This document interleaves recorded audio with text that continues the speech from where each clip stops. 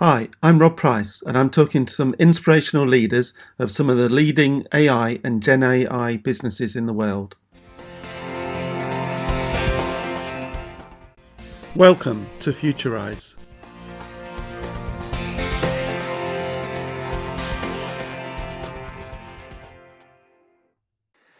I'm Andrew Budd. I'm the founder and CEO of London-based iProov. iProov is the world leader in verifying that a remote user online is whom they claim to be. We ensure that their face resembles their trusted face and that they are a real person and not some sort of artifact or today a generative AI avatar. Fundamentally, we're in the business of creating a human right. That seems like a big statement. But in the online world, increasingly, it'll become impossible to live your life if you can't transact online. There'll be so many things you just can't do. And in order to transact online, you have to be trusted. And the root of trust increasingly is not going to be something that you know, like a password. Well, that ended well, didn't it? Or something that you have, which can be lost or snatched out of your hand, as happened to me in the streets of London last week. It'll come down to be something that you are. The great thing about your face is that it can't be shared or stolen, at least not without a scalpel and a great deal of blood. So it's a terrific way of proving that you are who you purport to be, providing that you're real, because a face can't be stolen, but it can be copied. So in the end, all of trust on the internet, we think, is going to come down to assuring that what you're looking at is not an AI copy of a face. And that's what we do, and we do it better than anybody else in the world. And Andrew, I'm delighted that you've come to talk to me about it. I remember the conversation that we had many years ago where you said, I've got this great idea. And you described it to me at that point in time. And I thought, wow, that's amazing. But how on earth are you going to go about actually making that a reality? But of course, that's what you've done.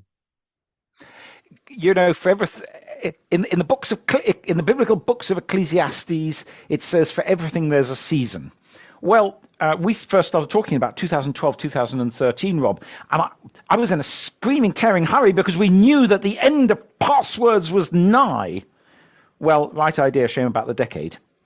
So the challenge has been to, and that's been good for us because the problem that we're solving is actually a very, very, very difficult problem. It's to solve. It's a very hard problem, and it took us 6, 8 years to get to the stage where the technology worked really reliably and on a scale where it could, as we do today, verify 1 million people a day. And luckily, it took about the same time for the market to realize that it had a problem and look to us for a solution. And I know you're very passionate about talking about the difference between what you do in terms of face verification, where somebody's giving you the rights to identify them at a later point, versus facial biometrics or identification, or in the context of what people might consider as an invasion of their privacy. Can you just expand a bit more on that difference for people who are listening? Yes, I'm very glad to, because it's a common misconception that somehow this is all face recognition, and it isn't. Face matching technology, a little bit like electricity and plumbing, happens to be necessary for both, but that doesn't mean they're the same. Face recognition, as for surveillance purposes, personally I found a bit creepy because it involves the involuntary identification of people without their consent, without their knowledge, and without their benefit. Face verification is entirely different. Face verification is a tool by which people can corroborate an assertion of identity that they themselves have made. So they say, I am Rob Price, and then we use facial verification to empower them by the confirming that statement. So that means that facial verification, unlike face recognition, the user knows what's happening, they're consenting and collaborating with it, they get personal benefit from it, and their privacy is protected. So it's a completely different thing, and in our view, it's ethically very sustainable. And for those listening who are thinking this is a podcast around AI, the time by which you've developed the organization, of course, there's been a massive evolution in the technology that's enabled it. And I'm imagining that you've rode that wave of the evolution of the technology and, in essence, made it better, faster, cheaper as you've progressed. It's been an exciting ride, Rob, because at the heart of AI lies machine learning, lies deep machine learning. Well, I'm an engineer by background, so when I founded iProov, I designed the algorithms. Some people on this podcast may still remember algorithms. Nobody uses them anymore. In 2014, we were lucky enough to be able to hire from UCL, one of the world's leading experts on machine learning, who joined us initially on an experimental basis and now, and for the last 10 years, has been our chief scientific officer, Dr. Andrew Newell. When he first joined, I said, I don't believe in all this machine learning AI stuff. Sounds like witchcraft to me. So for 6 months, we ran in parallel. I perfected my magnificent signal processing algorithms, of which I was extremely proud, Rob, and he developed a rather rough and ready machine learning system. And at the end of 6 months, we compared the performance, and my algorithms had reached over 90% discrimination. His rather rough and ready machine learning system had a 99.6% discrimination. And at that point, I knew, this is 2014, I knew that the world had changed completely. In 2015, we found that existing face matching algorithms didn't perform well enough for our application. At that time, there were only 5 multi-billion-dollar companies in the world who could afford to provide face matching. And Andrew came to me and said, we can build our own face matcher. Well, when I picked myself up from the floor from laughing, there were about 10 of us in the company. He showed me how machine learning, deep machine learning, and AI could be used to do it. We secured a grant from Innovate UK, and at the beginning of 2016, iProov was the world's first company to provide online access to a deep learning powered face matcher, and it worked brilliantly. It worked 10 times better than any of the existing systems.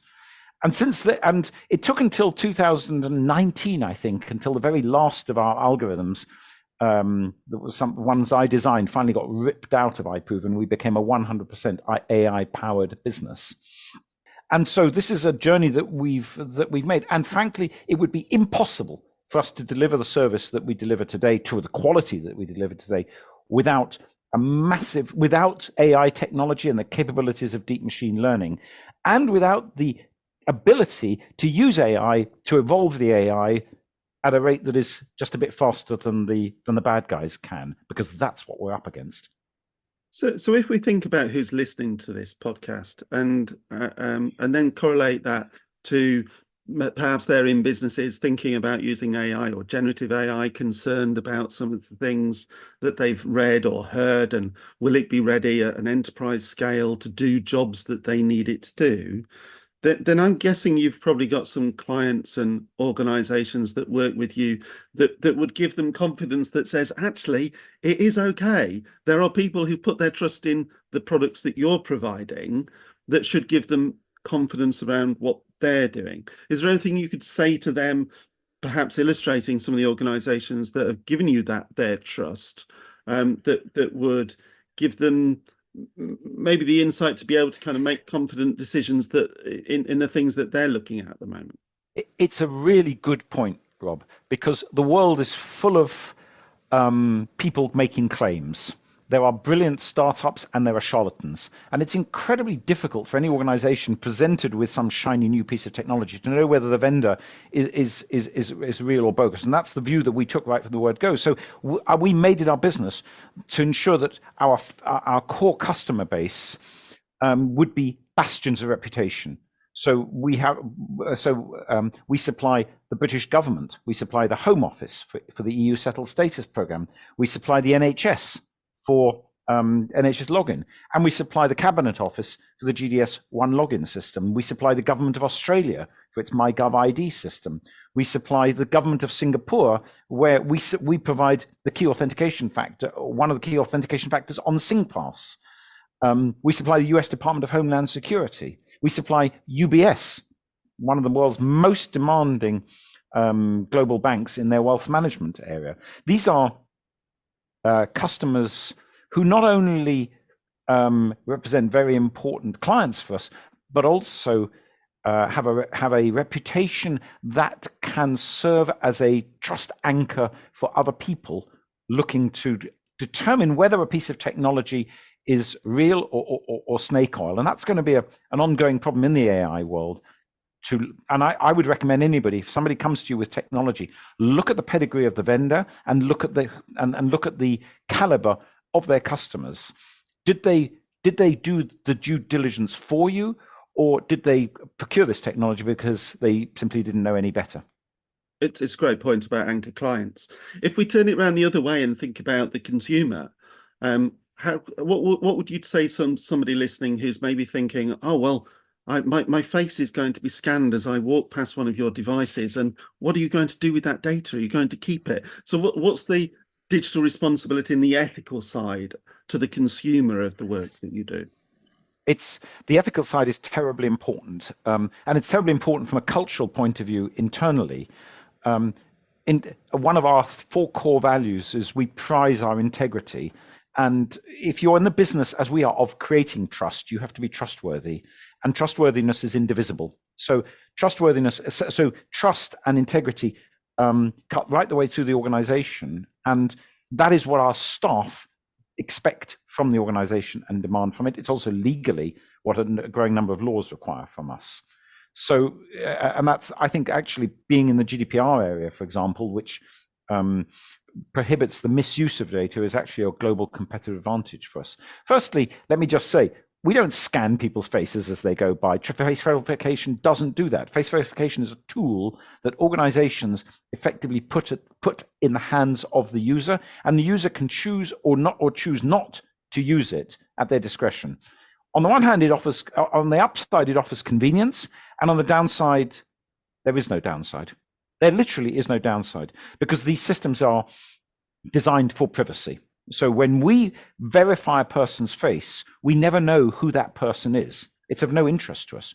All we do is say, does this face look like the trusted face, which may have been given to us cut out from an identity document like a passport or a driving license?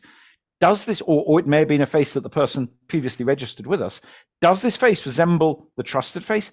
And crucially, is this face real? And the answer to that is yes or no. We don't know, and we don't want to know who the person is. And that's incredibly powerful. And if appropriate, the companies the organizations that we're working for, if they have no right to, will never see the face. We don't store faces. We don't recognize people. We don't match them or pull them out of. We are in the business of confirming the customer's claim to be whom they claim to be. And my view is, I come back to what I said at the beginning, we're in the business of creating a human right. And when we look at, ways in which this could be abused, it's actually very, very difficult to imagine ways in which this could be used to cause individuals harm. And that's very comforting, because the misuse of many technologies are two-edged swords. The way we operate our business makes it really, it's hard to conceive of how any user could do anything but benefit from the use of our technology. There were three really important words that you said in that answer: purpose, integrity, trust. Are they some of the core reasons why you said kind of people who work in the team absolutely live by those values? In terms of attracting talent, bringing people into the team, is that the key thing that drives people to join, or is there another reason too? It's incredibly powerful. Look, when I founded iProov, I invented this. I invented our core technology, the called flashmark technology, which uses screen light to illuminate the user's face, and then analyzes with a rapidly changing and unpredictable sequence of colors, and then analyzes the reflections from the face, how the spatial and spectral temporal characteristics of this random challenge turn into a reflective response. And when I did that, I suddenly realized that it was intended to solve a very specific problem in mobile payments. And I suddenly realized that actually this could address a fundamental problem in the entire internet ecosystem. And one of the hardest problems when you're a founder, when you're a serial entrepreneur, is to find a problem that is big enough, valuable enough, important enough, and interesting enough to attract really talented people and to get them springing out of bed every day with enthusiasm for 10 years. I told that to my very first collaborator, who was a youngster at the time. He went, "No, 10 years." That was 11 years ago. People join us for today to get really talented people. You do need it's very, very powerful to have a sense of purpose. People care about our purpose. But in addition, for attracting AI talent in particular, people want to work on really difficult problems. And they want to work with other brilliant people. And by necessity, we have to have very brilliant people in our teams because they're all working on really difficult problems. Face matching, for example, was a hard problem, but it stopped being a hard problem, at least for our purposes, several years ago. But detecting whether somebody is real or not in a world in which generative AI is getting better and better and better, that is not just a hard problem, but it's a problem that stays hard. It never gets easier because we're up against people who are using cutting edge technology to continuously improve their attacks. So we have to use cutting edge technology and brilliance to continuously evolve our defense technology. So if you have people who like hard problems, we have an unlimited supply of them. And that is the other very fundamental thing that attracts people from the AI community to work with iProov. It's also a fantastic environment in which to learn and grow.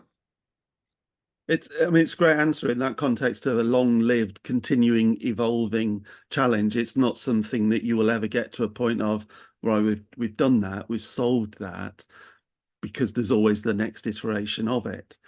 How does that impact ambition? Because in a sense, if I go back to our conversation 10 years ago or more, I imagine that you've kind of more than achieved many of your ambitions in the work that you've already done.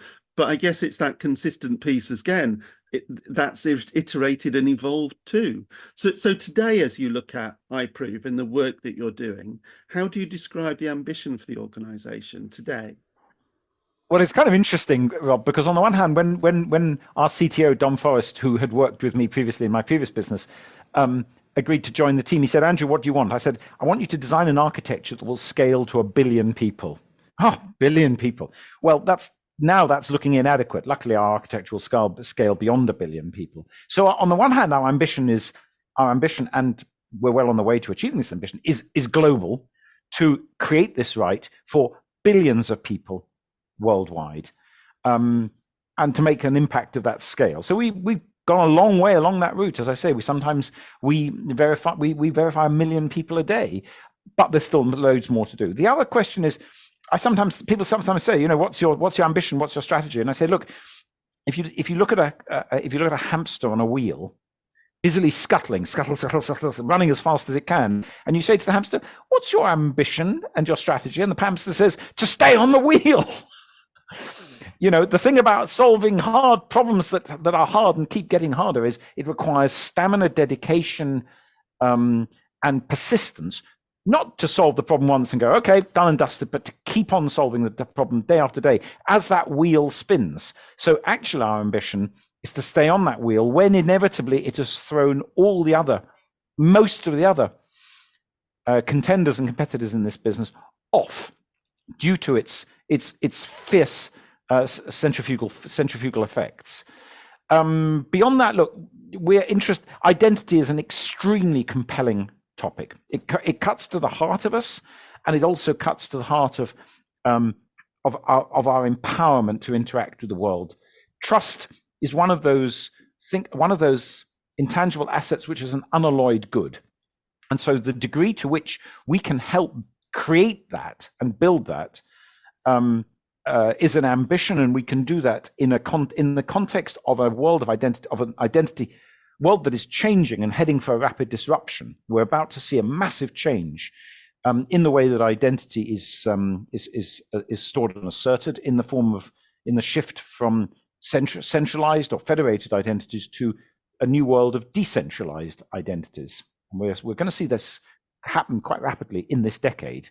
And that to us is very exciting. It creates new opportunities for iProov. So our ambition is to help solve the really hard problems that need to be solved in order to make identity inclusive, ubiquitous, and highly secure. That's a pretty big ambition. Brilliant answer. And I think the other thing that for me, I've talked to a lot of CEOs and founders and their AI businesses. And I think that this should set as an inspirational example of what people can achieve, because some of those were at early round funding, some of those had just started, some of those were a couple of years in. But it just demonstrates that with that evolving ambition, with that big, meaty, evolving problem, that people can do some amazing things. Like, for example, find a way of getting talking hamsters. I mean, look, it's a serious point, because one of the problems that we're going to have to solve in a world of generative AI is that you're going to be talking to a hamster who isn't a hamster. On the internet, no one knows you're not a hamster. You and I are busily having a face-to-face interaction at the moment. Your listeners won't know this, but we're looking at each other. But in a world of generative AI, you have no idea whether you're dealing with Andrew at all. I look like Andrew. I gesticulate like Andrew. I sound like Andrew. I talk like Andrew. But you know what? Either now or in the next few years, so will the generative AI. So there's going to be a gigantic problem of knowing whether remote interactions are with real people at all, and also knowing whether content is real or AI generated. One of the ways in which we think we can help with defending against deepfake content is, firstly, a lot of people are going to try and detect whether content has been spoofed just by looking at it. Our concern is that's going to become so hard it'll be impossible. It'll actually stop being feasible. So then what do? Then you say, okay, the content actually has an author. I can't tell whether the content is real, but I can tell who the author is. So if we can assure the identity, the genuine present identity of the author, and use that to sign the content, then whether the content is real or misinformation or whatever, the trust anchor of the content becomes the originator, the author. And if we can be sure to whom this content can be attributed, then the trust that we may have in the author and the ability to hold that originator accountable will become a defense. So, in other words, you don't try and authenticate the content, you try and authenticate the author. And that means that you've got to prevent the author themselves being a generative AI avatar. You know, you can't, it's quite hard to arrest a generative AI avatar for spreading hate crime. Andrew, it's always a pleasure to talk. Thank you very much for being a guest on the podcast. Have a great weekend. Thank you for inviting me, Rob. A pleasure as always.